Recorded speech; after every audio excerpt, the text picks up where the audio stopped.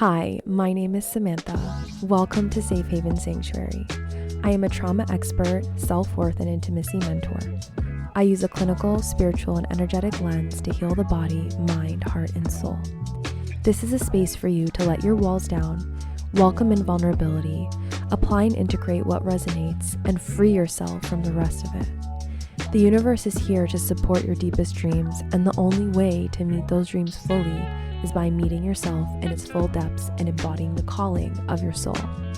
Thank you for being here, and let's rise up in our ability to expand and thrive.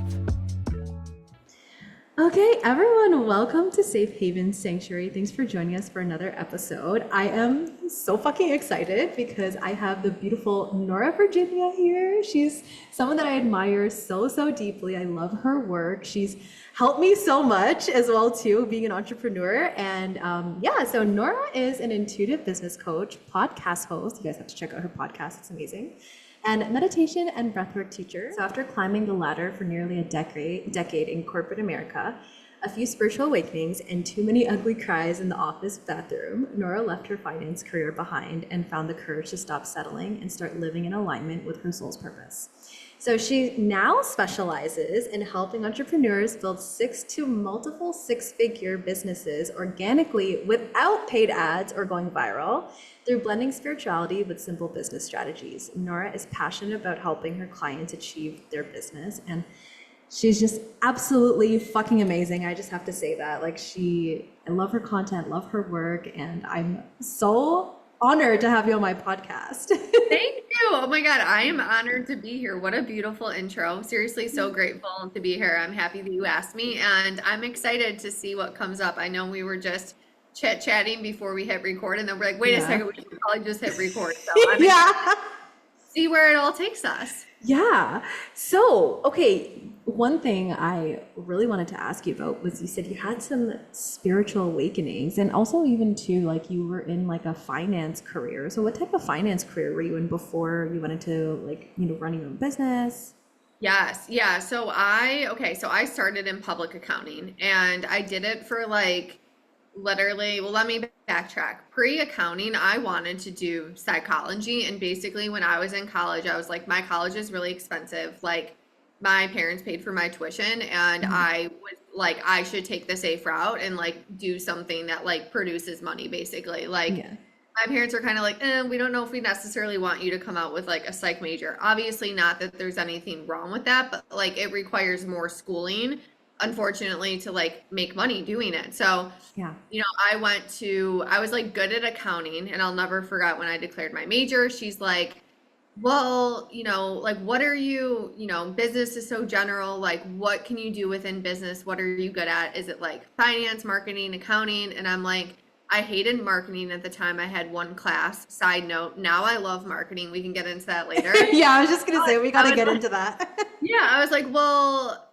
everyone hates accounting, and I don't hate it. I don't love it, but I don't hate it. So I should probably just do that. So I did accounting for 2 years, hated it naturally, kind of knew I was going to from the beginning. And then I switched into finance, and I worked for a juice company for 7 years. So they make the juices that you see in the grocery store basically, but it was a fun startup to work for. It was very aligned with values. I love nutrition and fitness. That's kind of what I was doing on the side when I did finance. Is I always did personal training and workouts. Actually was my start to having my own business. And then, I just didn't love it. And it was always kind of that way. I was doing a lot of budgeting, planning, profitability analysis, things with pricing and competitors, looking at what makes sense to launch, what juices are we going to make money with. But I did a lot with operations too, which was the beauty of being at a small company, because I got access to all of these different parts in business too. But it was also a startup, most importantly. And why I say that is because it was rough basically. Not only working a lot, you just kind of have to fend for yourself. You have to do whatever, you have to wear multiple hats. And I think that actually gave me a lot of the characteristics to be an entrepreneur. We've had so many people come out of my old company, starting their own companies. And I really think that that's part of the reason why, because I was just thrown in and was just I kind of have to figure shit out with no one to tell me what to do basically. Was my life. for like 8 years. And that's Oh why I my think that my gosh. transition was a little bit more natural, because that's entrepreneurship too. Like it looks like simple from the outside, and then once you get into it, there's so much to learn and experiment with and all of the things. So Oh that was kind of yeah. like my finance experience. Yeah. So, I mean, like for all of our listeners who are entrepreneurs, this is sort of just a question that popped into my head. But like, and I guess like I'm asking too about your clients as well too. Like, do they have like full-time jobs while they're starting their own business? And is that something that like you recommend? Because I know some coaches are like against it. They're just like, you got to be all in or like all for nothing. Yeah. Yeah. Oh my God. Such a good question. So it is so mixed. I have people that are full time, I have people that are part time, and I have people that are just like just their business. They've already quit their job. So I have people in all camps.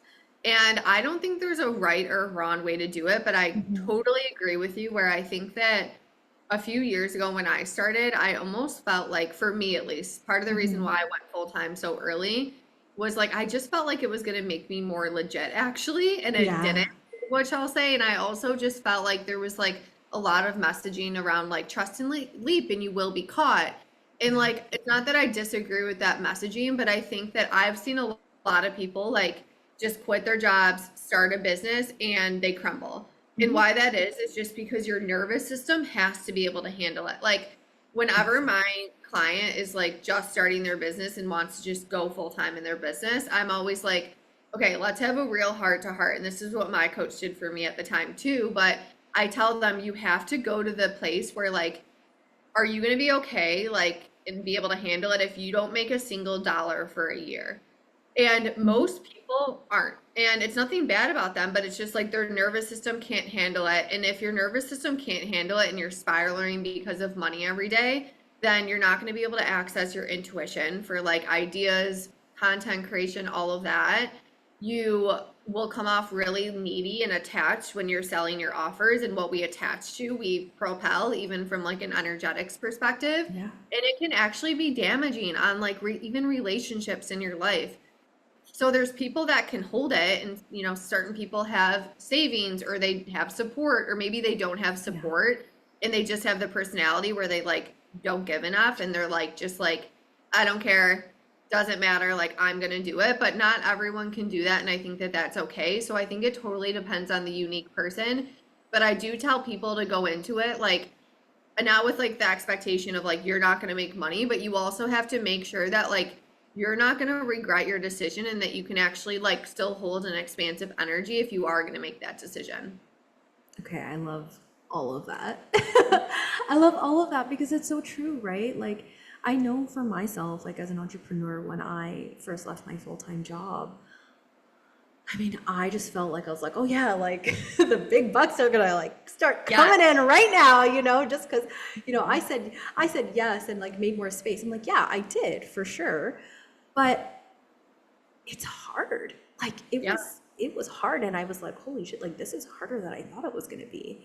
And I thought it was just going to be an easy breeze because of what we see online. And that's why I really love your work because like you're super honest and transparent, but still also hold that like energetic and spiritual aspect to it, right? And so Hmm. going into that, I wanted to know you had a few spiritual awakenings that you said. Did that happen pre entrepreneurship, like pre full-time entrepreneurship, or like wow? I mean, I'm sure it's still happening too. Like it doesn't really stop, Of but course. Yeah, I mean, I think, okay, why I always like say that is because I think that sometimes these like, most people have like this massive like climax in their story and this pivotal yeah. point to where like where it all happened and where it all like changed. And I kind of want to normalize that like that's not always how it goes. Like how Yeah. my journey was specifically pre ever starting my business, and why originally became a spiritual coach was like I had a very on and off journey with my spirituality and like personal development journey. Yeah. And what usually would happen was like something would happen in my life and then I would go really deep into it and then I'd be like fine and then I'd forget about it and then I'd be like pulled back in. Like I had like a series of like moments and spiritual awakenings that varied from like I was in Vegas at like the biggest mass shooting in the country. Like that was a Oh, spiritual awakening in itself because it like my life literally flashed before my eyes at the first time. In my early 20s, like one of my best friends from growing up committed suicide. Like that was a really wow. big, marker in my journey. And then Yeah, there were just like toxic relationships with guys and that'll things do that it. happened in my corporate job, right? Like, yeah, so it was like a series of moments of like, I can tell you like the lessons that I learned in all of those moments that kind of like led me here. But I will say that like I had the spiritual awakenings multiple times before I ever listened to like what I was being guided, and that was part of my journey. But I always love to normalize that for people too, because it wasn't just like I had a single sign and had a pivotal point and I Exactly. listened. Yeah. Like, no, I straight up ignored my intuition multiple times in the past, Yeah. decade. So that's Yeah. that's what it was. I finally learned my lesson, but there were a lot of like specific moments for sure that kind of like put me back on this path. Yeah. And what were those specific moments? Like, because I agree, like, everyone thinks like there's like a big spiritual awakening, but I like even myself too, it's very similar to you. I was very on and off at the beginning with my spirituality and self-development. Um, and they were like there were big moments in my life where, like, for example, like I got into this like really horrible car accident in 2019 and saw my life flash before my eyes. I literally like almost killed people in this car accident. Not me specifically, but my car, like it was a really bad winter storm. It wasn't my fault, but I was deemed at fault on insurance, right? And Yeah. so that happened, and just like a lot of like domestic violence and sexual violence stuff that happened where I was just like, okay, like, but these were big events that happened in my life, but like little spiritual awakenings, like little pebble points to where like I've brought myself to today. So I'm curious, like what what were those, how do I say this? Like what were those moments? Like if you can go a little bit deeper into that around like, Yeah, yeah. definitely. Well, I know like toxic relationships, I think is a big one for Hmm. everyone, right? So for that one specifically, like I just feel like that whole journey and like I lost a lot of friends at that time too, really showed me that like how to love myself. I think that that's so cliche and we hear that all of the time. Yeah. But like imagine like, like having a pretty toxic relationship, like losing that relationship, losing all of your friends at the age of like 22, like that literally like did so much on me that like I had no choice but I was like, oh my God, all of these years like I thought I loved myself, but it was just because I thought the people around me loved me. And now that Yeah. I'm being shown that like all of these people in my mind hated me, like I had no choice but to learn how to like love myself. So that was a huge, my biggest journey in this lifetime is like detaching my self-love and self-worth from anything outside of myself, right? It's Yeah. people, it's relationships. This has come up in business for me too. Even Like business, yeah. yeah, a huge thing in, the first year of my business specifically was like I was high when my business was high. I was low when my business was low, Mm-hmm. right? I Mm-hmm. was attaching my worth to like milestones and success. Yeah. So there was that piece of it. And then I think just with like the Vegas shooting and like more of like the life flashing before your eyes to even go deeper on that, it was like that was the first moment that I always knew like there's the quotes that are like, you could die tomorrow. And I was like, wait a second, but I actually thought I was gonna die that night. And like, Yeah. what WTF am I doing? Like, I've been at a job for years now that I've hated. Yeah. Like, I was waking up in the middle of the night at that point in my life, like with anxiety. Like, what if I die and like I'm still at this job that I hate and living this life that I'm not fulfilled by? And that was so scary to me. Like, I would like Google at 2 a.m. Like, what is life coaching? Like, what am I gonna do with my life? Because it was like, it really put things into perspective for me, again, as cliche as that sounds. And I just feel like it's always like carried since then, like this really big like YOLO mentality with me where I'm just like, as long as I'm like working towards my happiness, that's all that matters. And I will never put myself in a position where I'm settling again, whether it's Yeah. in my career or in my relationship. Like, just with all of the work that we both teach, it's just like our happiness is literally in our control. I wish that more Yeah. people realized that. And that was, a huge, another lesson that I got from all of these like spiritual awakenings or events really was just like realizing that like no one actually controls my life and my happiness but me too. Yeah, exactly.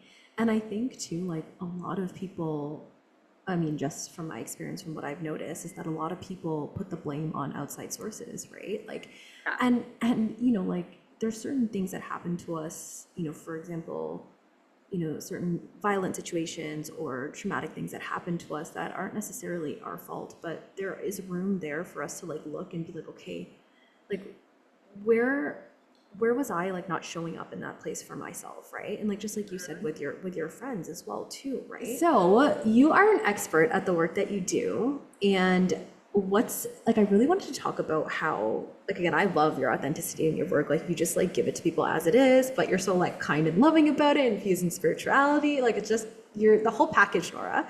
So yeah, so I really want us to talk about, authenticity in social media and like how things are being portrayed as a whole on social media and like how your work is so different from that. So Yes.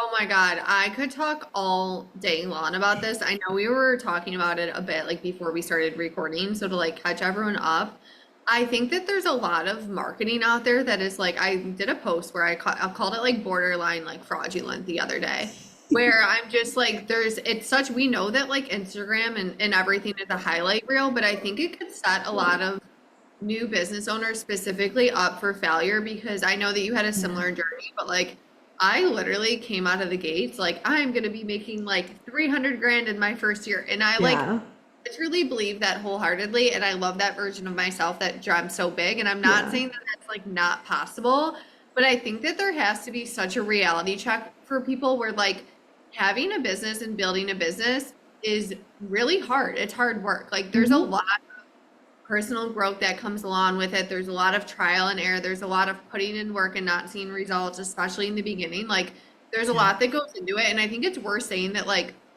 when you look back on like all of the biggest moments and accomplishments of your life, like no one was ever like, oh yeah, that was so easy to get there. Like everything, right? Like Yeah. even finding like your partner in life, like that's a journey in itself of going through all Hmm. of the relationships and specifically on the authenticity piece too. Like one, I'll say that like why I'm so direct and real is one, it's my personality, but two, it's from a place of like love, like you mentioned, of like Yeah.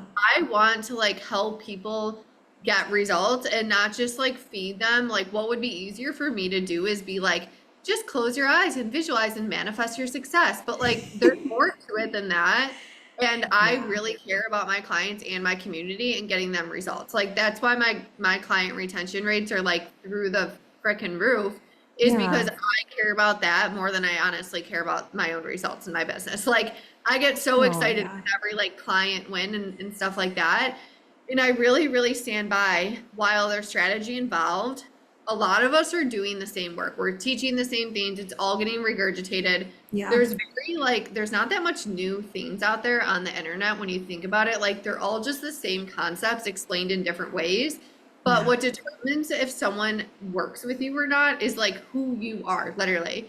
And a lot Hmm. of people want to work with someone that is relatable. I know that me, when I like look for coaches or someone to work with, I'm not wanting someone that's like such on a pedestal that I'm like, I'm never gonna be them. I'm not gonna ever be where they are. Like they feel Yeah. so far away. That doesn't draw me in. Like I want to work with someone where I'm like, wow, she has my same sense of humor. Like we think Yeah. that like stupid fucking things are funny. Like I would get dinner with her. Like that's what I Yeah. think is important too. And I know that that's what my clients think is important as well. So I think that like you don't have to like try to be relatable. It's just like be you because what that does is then it honestly attracts the clients in that are going to be like easy, fun clients to support. Otherwise, what happens is when people try to be something that they're not, they have to like plan out their client sessions and it's super, super Yeah. stressful. It's like so much more work than it has to be. And when you just practice being authentic and being you and being like, if people don't like that, then who the fuck cares? Which is Yeah. easier said than done, I know. But like when you get to that space, your business gets to be so much easier because you're never putting on a show then. Yeah, and I think that's too like when your business starts to expand, right? Because like it's a chore to keep up something that you're not actually organically, right? Yeah. And also too is like, I think when you show up as your authentic self, like you build trust with your audience, but even with yourself too, like you build safety within, like letting your nervous system know like, okay, like it is safe to be me, and like my people are going to be my people, they're going to be attracted towards me, and that's that, right? Like and that gets to be so beautiful, because I feel like we're in a world where we have to perform and, you know, live up to certain standards, and it's just like we have to decide what our own standards are, like our own ones, like not looking at, you know, all these other coaches, all these other people online, because it's creating false stories for us. And then it damages our self-worth when we can't reach those goals right away. Then, like, you know, even there's this girl I follow, I really love her. She does a lot of mindset work. Okay.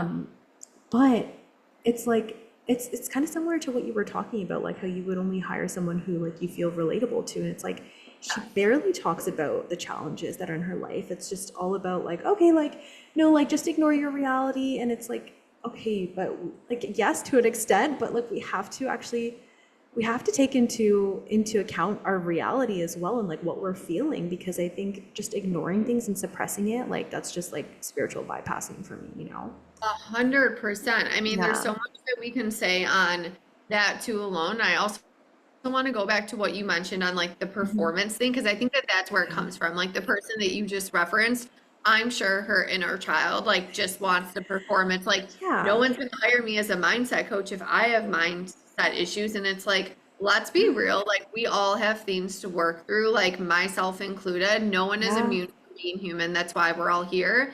But I think that there is such like essentially, we're also like in this like culture of consumption right now, Hmm. where we have so much information at our fingertips. And I think that it makes people be like, I have to be like the expert and perform in every single area, which I think is like what's causing some people to do this way, where it's like, it's okay to say, like, no, that's not my Yeah. specialty. I don't know. How powerful are Yeah. the words? Like, I don't know. I had a client the last week ask me about cold DMing. And I was like, she was like asking, like, how do I like lead this DM? And I'm like, honestly, I am not the coach to tell you. I really don't know, because I've Yeah. never cold DM'd. I'm not saying what you're doing is wrong. I'm just saying, like, I'm not going to pretend I know how to do that, because like I haven't built my business Yeah. that way. And I think it's like empowering when you can be like, I'm actually not the expert in that. Like, I don't run Yeah. paid ads. So if someone's like, can you help me run paid ads? I'm like, no, sorry. Like, why would I want you to just give me money for me to like try to Google on the side how to help you like work through paid ads? And I think that there's a Yeah. lot of that too.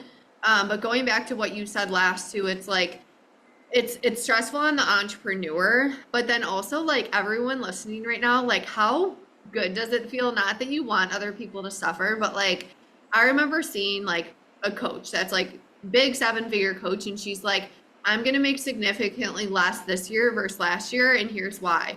And I'm like, I fucking love you for admitting that. Thank you. Yeah. For not lying and being like, you only go up every single month, because like there are ups and downs in business, and that's important to Yeah. talk about. And it actually makes me want to work with that coach more. I don't give a shit what she's making. I want to work with happy mentors, not just rich mentors, right? Authentic Yeah. mentors, not just like, people that are fake. So it makes me want to work with her more than the person next to her that's like, I just make more every single month and every single year. And that is Yeah. true for people.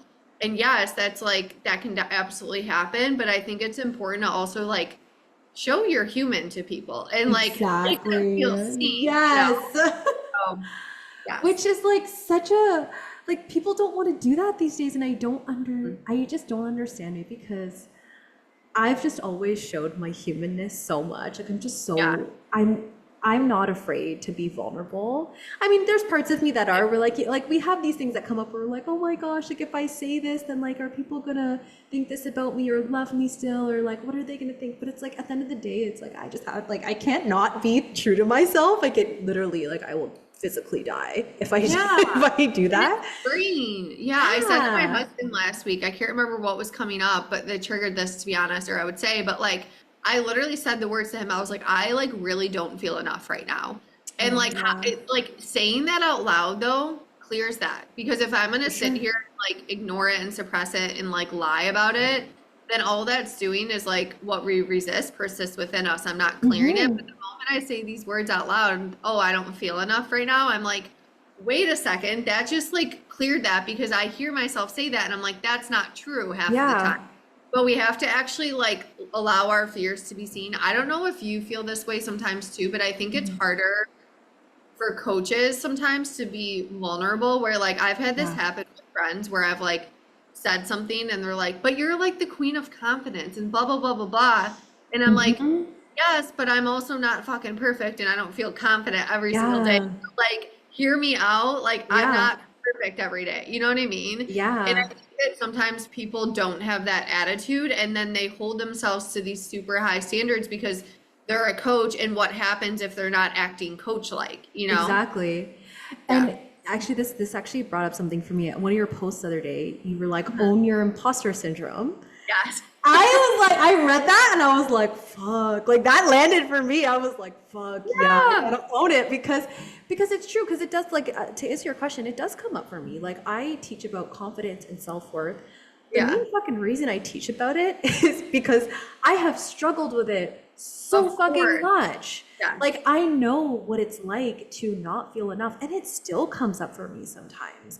And I Mhm. think the difference with like it coming up is like actually applying the integration part. So like what you said, like and sometimes the integration part is just speaking it out loud, like what you said, like being vulnerable about it and being like, okay, like this is exactly how I'm feeling. Like and that like you said, it clears it, right? And yeah, so to answer your question, it definitely comes up for me. And even like being an entrepreneur, like it has, who is it that says this? I think it was the manifestation babe, but she was like, yeah, if you want to like really be tested for like your growth and your character, have a baby or have a business. Because Exactly. Yeah. it reflects back to you and you mentioned this too in what you were saying before around like when you had high business highs, like you were feeling high about yourself and then like the lows were just like really low, and it's like, yeah, like we need to be able to kind of detach ourselves from these things outside of us, including our business, because our business is an extension of us and it's like something that we love, that we do, that we're passionate about, but it doesn't define us as a whole, and it doesn't make us like, it doesn't define our worth, you know. And I think as an entrepreneur, and I've heard this from other entrepreneurs, where the self-worth gets so much attached to that. And I'd love for Yeah. you to talk about in your experience, like how that's related to you, but also in your relationships, like romantic relationships specifically, because I feel like all of these three things are connected, like business, romantic relationships, family, and the relationship with yourself. Yeah, Yeah. so I had like these different evolutions of evolutions of like self-worth come through these different areas of my life. So like the first area that like self-worth and like self-love and confidence and all that work came up was in romantic relationships, and then I feel like I worked through that and I was like, okay, now I'm solid, right? Hmm. There's deeper layers, it's like an onion, and then it came up for me in my corporate job where I was just like so defined by like what my boss thought of me and like did I do a Yeah. good job on that, and what is, terrified to speak up because what if people think I'm dumb. And then once I worked through that, I was like, okay, now I'm solid.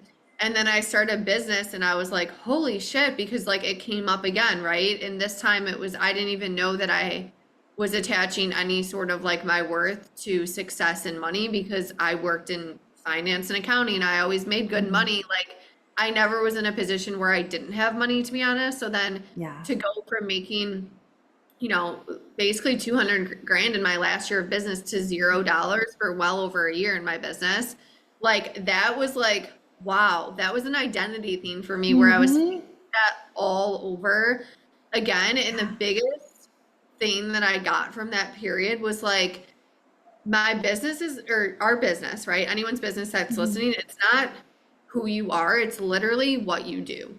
And Yeah. when you make it who you are, that's when your identity gets so wrapped up into it. And that's something that's really easy to happen because you really care about it.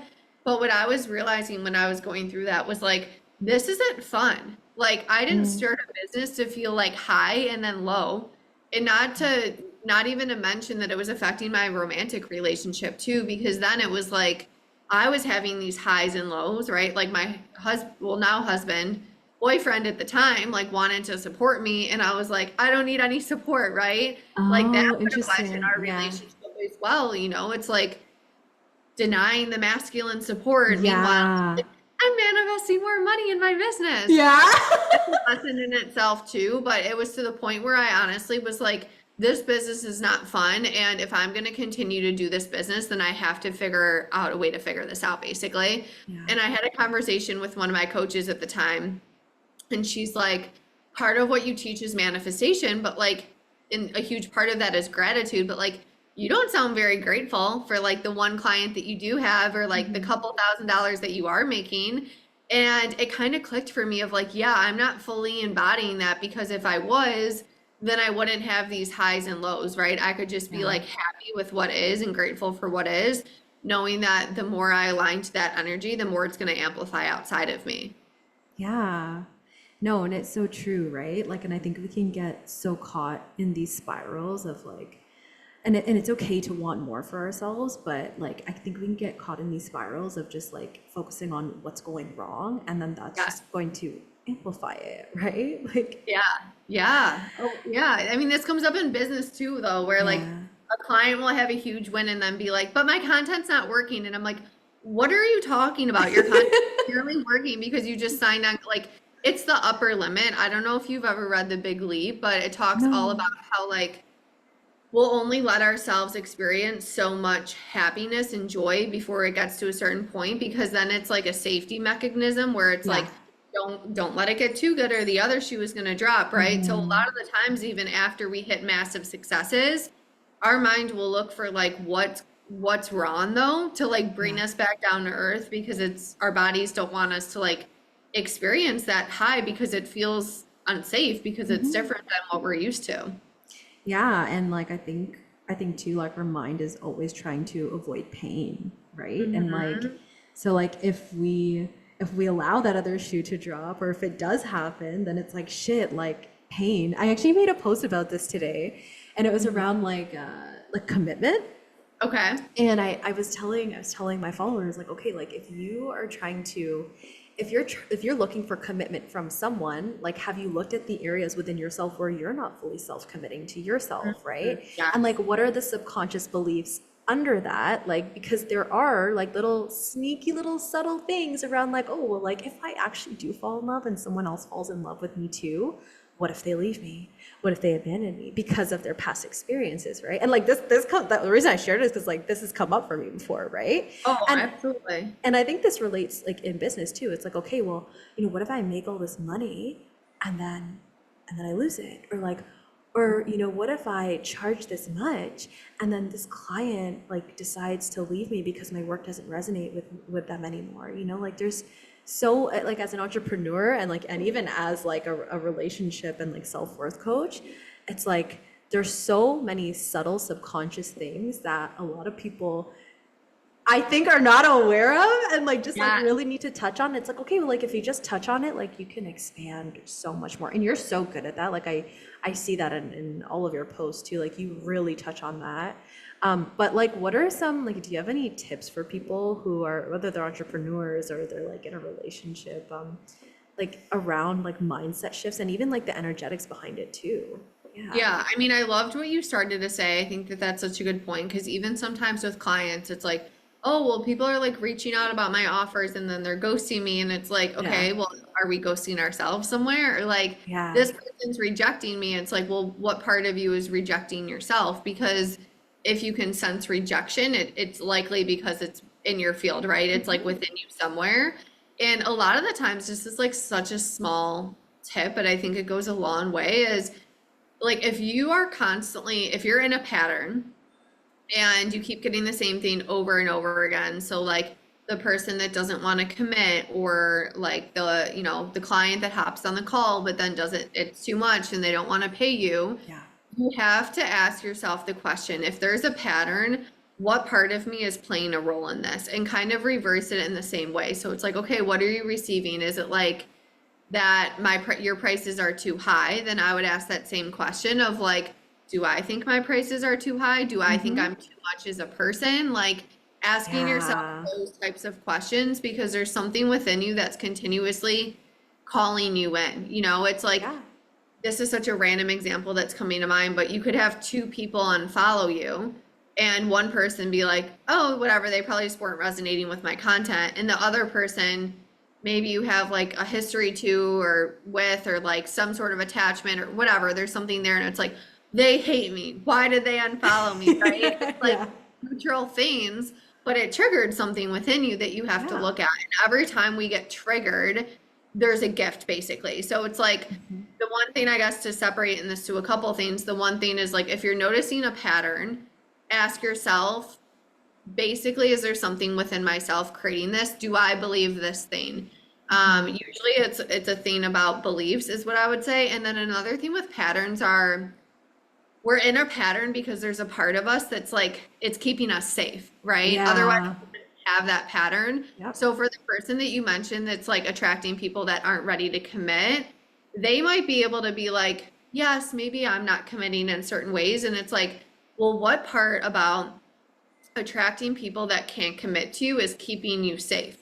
Mhm. And when you think about that, it's like, oh, it keeps me safe because if they can't commit, then I never have to deal with actually being invested and getting my heart broken. Yeah. So they're being kept safe by attracting the person that can't commit, where their conscious mind is like, I want to commit, but then they're actually like receiving so much safety from having people that aren't ready to commit. Yeah. So you want to like take it a step further and like, what am I really like afraid of then? You know, what's on the other side of that safety? And a lot of people, it's going to be failure. It's going to be a lot around what you teach, which is Yeah. self-love, right? Because if Yeah. I fail, then I might not love myself. If I'm rejected, then I might not love myself. Yeah. It all comes back to self-love. That's why we're here. But I think that those are a couple of the tools that are powerful, I think, for me. Yeah, no, I completely agree. And also too, you said something around gosh, it's left my mind now. It's left my mind. One second. My goodness, I can't remember. Okay. It'll come back to us if it's important. It's gonna come back. No, but I really love that because yeah, it always is something that's being reflected back to us. Oh yes, that's what I was gonna say. So even though like it's like a perceived safety that we're being kept in, which Yes. actually feels unsafe in my Mhm. opinion, like from my own experience. It's like I've done so much like subconscious rewiring and I'm like shit, like this safety is actually like survival mode that I'm in, Yeah, you know? right. And it's like fuck, like this is not safety. I'm like ruminating in cycles and in cycles and I'm constantly thinking about how everything's gonna go wrong when like I could just like push the needle forward and get out of my comfort zone and take a chance, which is like what I always like. It's just something I've always lived by, and it's just come to fruition so beautifully in my life because like I was just always the person that took chances and like led. I just always lead with my heart. I mean, I use my logic too, but like Yeah. but a lot of it is like very heart centered and yeah, Mhm. like even here how I end up in Mexico. Um I mean, like I knew that I wanted to move overseas from like years before, and like everybody was like stopping. My family was stopping me. They're like they just had this perception of like me as like, oh, like I'm still a little girl, or like I'm gonna Yes. get homesick, whatever. And yeah, like there were so many occasions where like I literally had flights booked and things planned out, and like I was just blocked, and I didn't have it. Like I didn't even believe in myself because like I mean I was a grown ass adult and I could have gone and done it, but I was like, Yeah. oh no, like I let the fears of other people kind of become my own, and I identified with it as my own, right? And then yeah, like just this like really traumatic incident happened in my life, and I was just like, fuck it, like I'm getting on that plane and I'm like totally. I made it happen. Like I literally I went to I studied to become an English teacher and then I Cool. found a job here before I got here. And then yeah, like it just kind of worked out. I mean, I'm not doing that anymore, but like I'm not in the Yeah. same place that I was in Mexico, but the way that it actually like panned out and how I actually got to where I am here in Puerto Vallarta, which is like my home now. I didn't even know where this was. Like that's the thing. Yeah. Where are you from again originally? I feel like you've told me this and now I forget. Yeah, so from Toronto in Canada. That's it. Okay. And you've Yeah. been there for a few years now, I've been right? like it'll be 4 years in January. Yeah. Wow. Yeah. Yeah. But within the first month of me being here, so I was working at this private school teaching English, and I loved my students. Like they're amazing. But the work was just like not resonating with me. I needed it to kind of like push me out of Canada. And then I moved to Guadalajara, was there for 2 months, then I got here. And then I just ended up like, well, I went back to Guadalajara for a little bit. And then I, like, for Uh-huh. 11 days to be exact, I came here on vacation. I went back to Guadalajara for 11 days. And then I was like, oh my God, I was literally in tears because I missed it so much. I've Oh, never felt like that about a place. But like, I had to move out of my comfort zone to do that, you know? Like, everyone thought I was yeah. like batshit crazy. They were like, you're moving. Like, everyone has this perception that Mexico's like, you know. I was just gonna say that Yeah. super Paris and all of the things. Yes. Yeah. And it's like, I feel more safe here than in like the city of Toronto. I believe it. Yeah. Yes. Yeah. But to go back to what we were saying, it's just like, you know, I had these limited beliefs about trusting in myself, and I had to really get out of my comfort zone and trust and just decide, okay, like I'm gonna figure this shit out. Like I'm gonna figure it out. And I did. Like I didn't even fucking speak the language when I came here.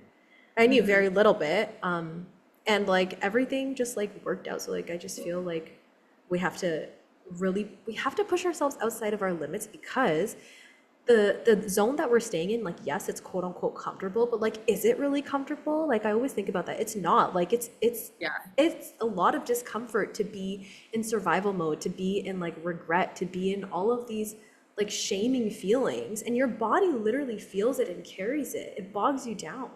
And like Yeah. if you like, yes, moving out of the comfort zone is, it's scary, but then like you prove to yourself too just how resilient you are. You build on your character, and like you can create a whole different identity of yourself if you just Hmm. take that chance and do that, right? So Yeah, I yeah. love everything you're saying. It's because it's like, yes, it's so uncomfortable, but it's familiar. And I think that that's why Mm-hmm. you do it. But Mm-hmm. part of what you're saying, and this is what I always tell my clients to do too, and whoever listening, is like, you have to play out both situations. Like you can stay in the pattern that you're in and stay in your comfort zone. And if you continue to do that for the next 10 years, where will you be in 10 years? It's Yeah. pretty easy to predict, you know? Yeah. Yeah. It's like so many of us have like an addiction to prediction, and it's like, okay, do what I've been doing and I'm gonna be in the same place, right? Yeah. So play out that situation.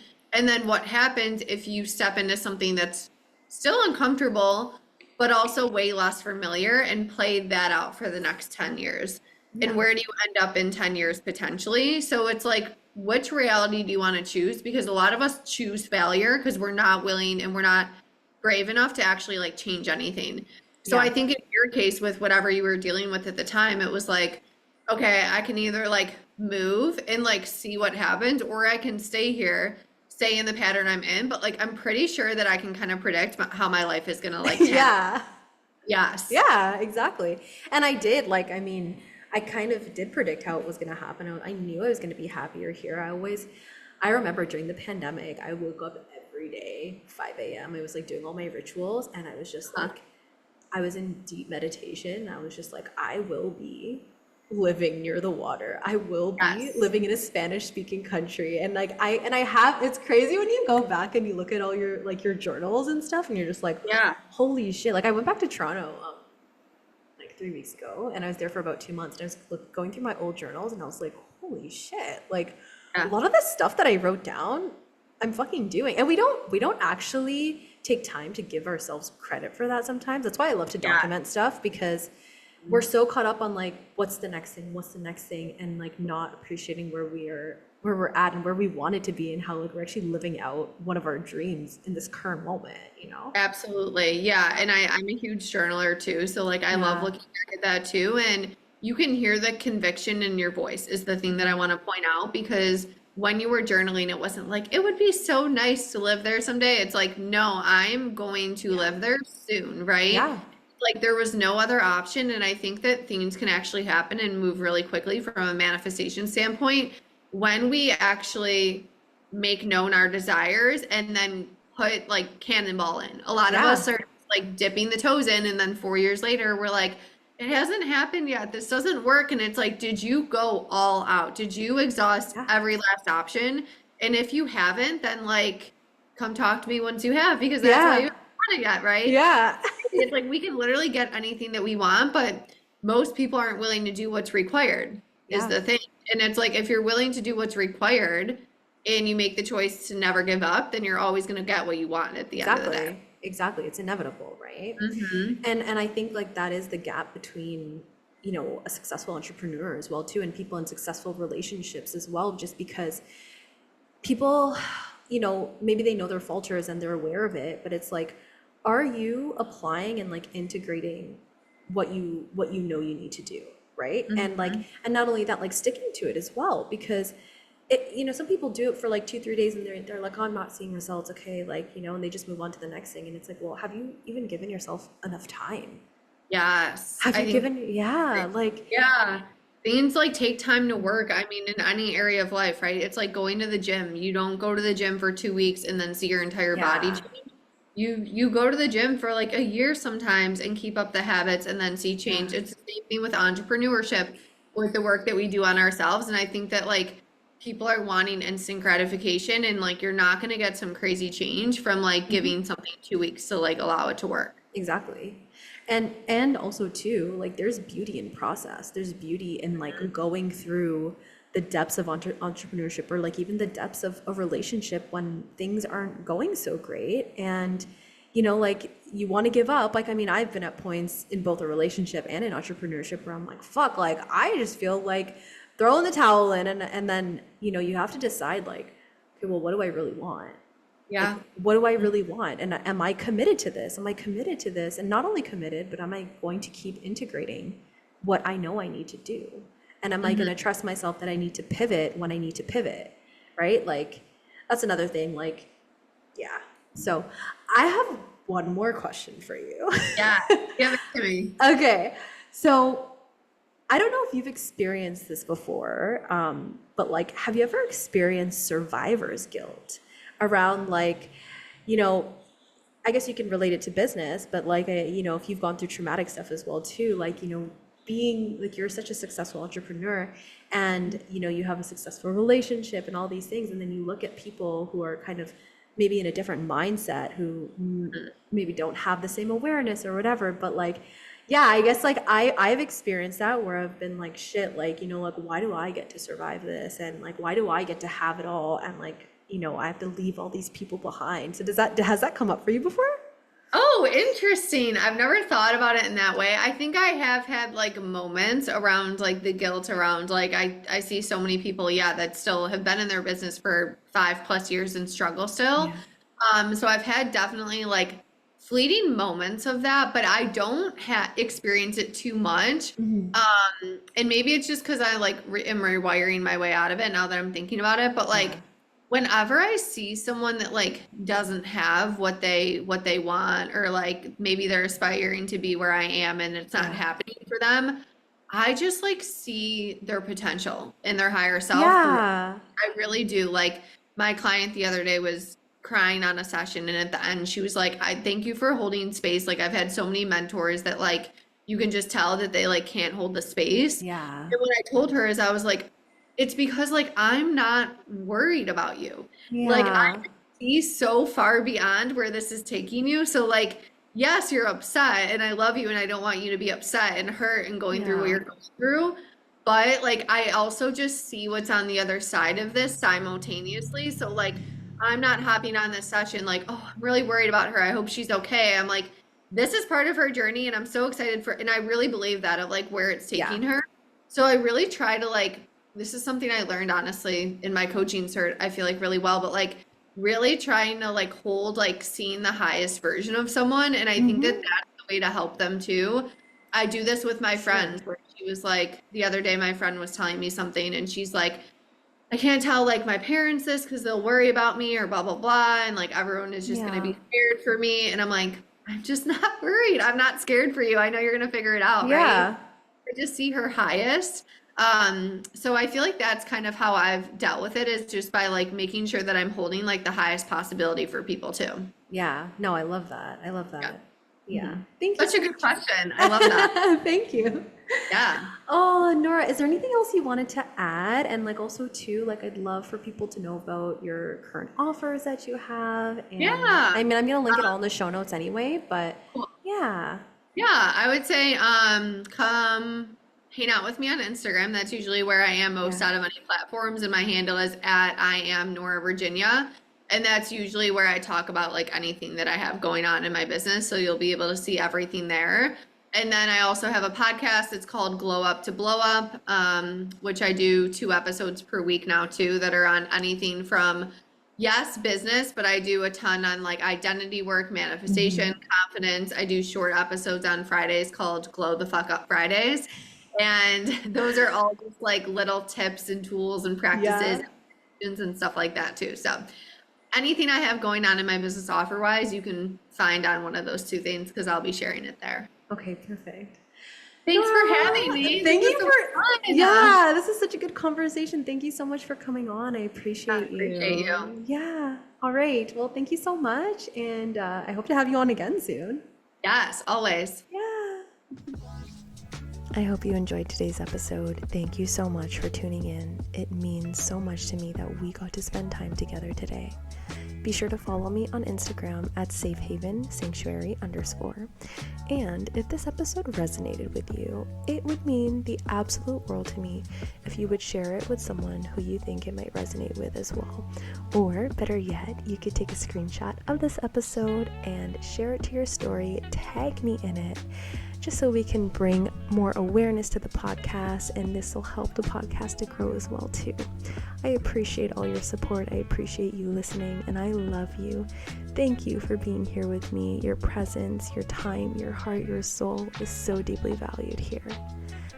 I'll see you on the next episode.